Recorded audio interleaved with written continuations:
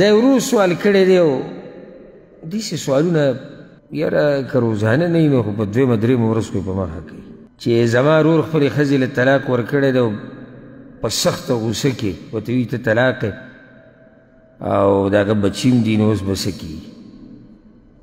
انسان چې کله دا قسمه قدم اوچتوي اول دې سوچ وکړي چې د بچو به څه کېږي او د دې کور به څه کېږي. نو وروسته بیا راشي نو ځان به داسې د عباس پکې ځان داسې په دې الفاظو استعمال کې ځان داسې باادبه کړي چې ما ته چې کله زه تپوس مې څه دي ویلي بس دغه الفاظ مې ویلي دغه الفاظ کم یو هغه نو زما په مخ کې ووایه په دې ښځه نه طلاقېږه کومه چې طلاقېده خو دې هلته ویلي دي کار خو تا کړی اوس ځان داسې یو داسې چې ځینې خیال ساتم او دا قسم الفاظ نه وایم.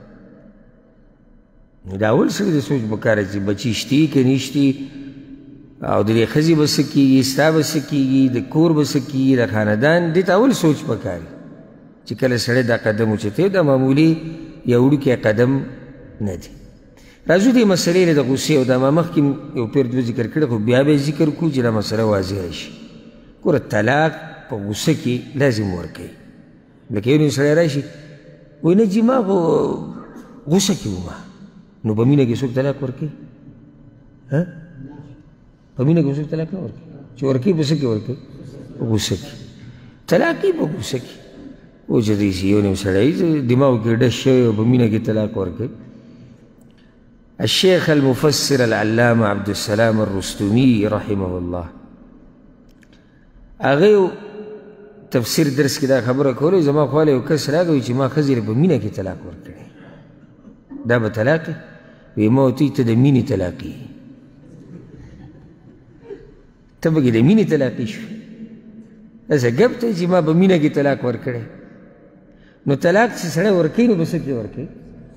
غوسه کې ورکوي. یعنې یو مسله دې حد ته ورسېده چې د هغې بل څه حل نشتي طلاق ورکړي لازم خفه دی غوسه دی خو دا غوسه یو شان نه همیشه.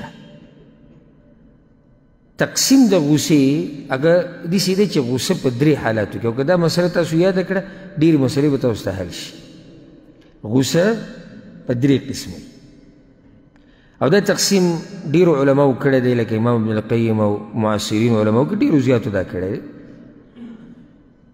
یو اولنۍ غوسه هغه ده چې د هغې سره شعور بلکل ختم شي عقل بلکل بند شي دا لیونی دی د ده طلاق نه واقع کېږي په دې باندې د علماو اتفاق دی. کومه غوسه چې بلکل سړی څه شي لیونی شي. دویم هغه طلاق دی چې طلاق دویم هغه غوسه ده عفوا دویم هغه غوسه ده چې دا انتهایي زیاته شي خو د دې سړي سره بیا هم څه نه څه احساس او څه نه څه عقل یي خو دا غوسې دومره ډېره شي چې دا غوسې مجبوره کړي دې ته چې دې طلاق ورکړي غوسې مجبوره کړي. نو راجح قول دا دی د محققینو علماو د قول مطابق او د دلایلو په رڼا کې چې د دې سړي طلاق هم نه واقع کېږي او دلیل به ورته ښیي. درېیم عام طلاق دی عفوا عامه غوسه ده هغه طلاق چې په عامه غوسه کې واقع شي لکه عامه غوسه څنګه چې عام دا موږ غوسه کېږو د غوسې نه دی مجبوره کړی چې دې طلاق ورکړي نو د دې سره طلاق واقع کېږي. پوه شوئ که نه؟ نو غوسه په څو قسمه شوه؟ درې. کومه؟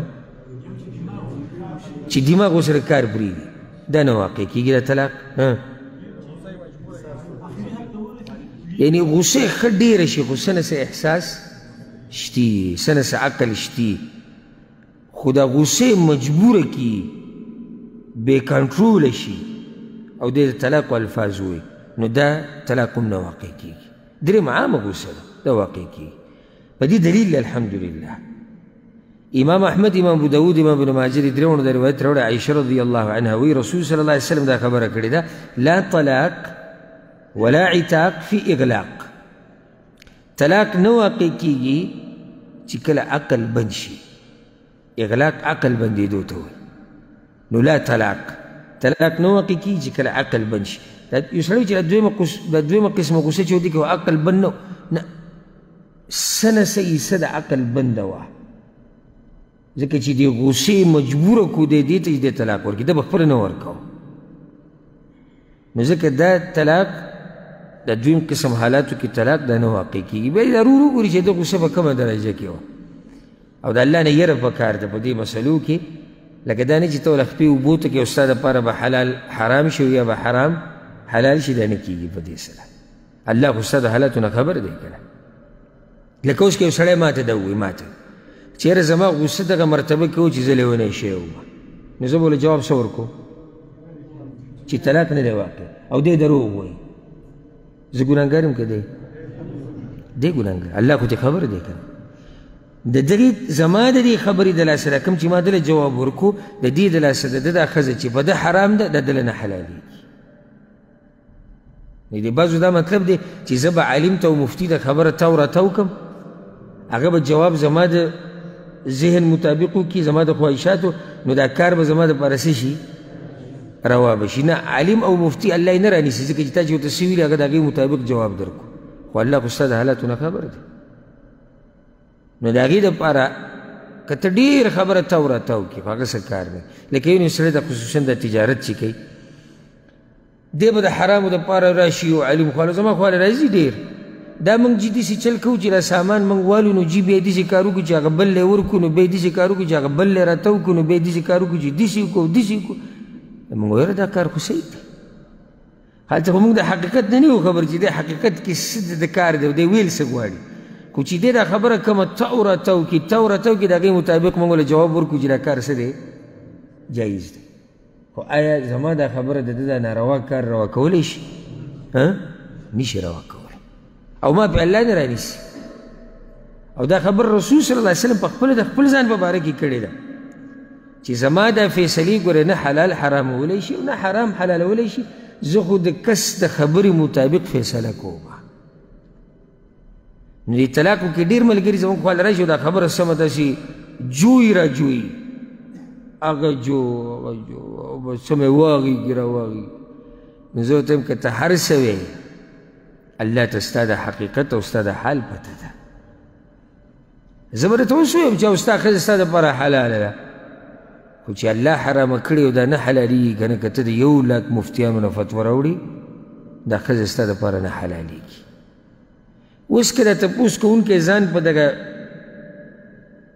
منځني قسم کې یا په اولني قسم غوسه کې ور واچوي او د ده غوسه عامه وه، نو آیا د طلاقو دا قصه به ختمه شي؟ نه، خو الله ته خو د ده حال پته ده که.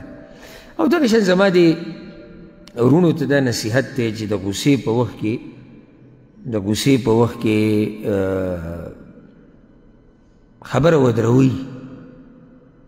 او حدیث کې چې د غوسې کوم علاج راغلی دی، او داسې اردام وکړه دې سره غوسه کنټرولېږي. که ولاړې نو کښېنه، او که ناستې نو سمله. یو ښه طریقه دا ده چې اعوذ بالله من الشیطان الرجیم سره، ځکه چې غوسه شیطان ته رابوي. بله د دغه ځینه وته داسې قدرمنې ښځې پکې باادبه چې کله خاوند غوسه شي نو هغه یې د مخې نه لرې شي، نو غوسه د خاوند کنټرول شي. خو یو نیمه داسې چې داسې 1 میټر ژبه ورسره وي، نو هلته بیا ته لرې کېږي د دغه ځینه. که غواړي چې دا مسله طلاقو ته لاړه نه شي، نو بیا به ته څه کوې؟ ته به د دغه ځینه اخوا شي. کله یې لږ ذهن برابر شو، یخ شو، بیا واپس راشي. نو دا یو نصیحت دی د وروڼو ته. د غوسې په وخت کې ګوره صرف ښځې سره نه، ملګري سره، خپلوانو سره، بچو سره، چې څومره د غوسې په وخت کې ته په یو مسله کې ورننوځي دومره تا نه ګډوډه کېږي. نو دا یې ښه طریقه ده، یا خو غوسه کنټرولول او یا دغه ځای پرېښوده، دا یې حل دی. کله دې دماغ ساړه شو بیا راشه کښېنه ورسره.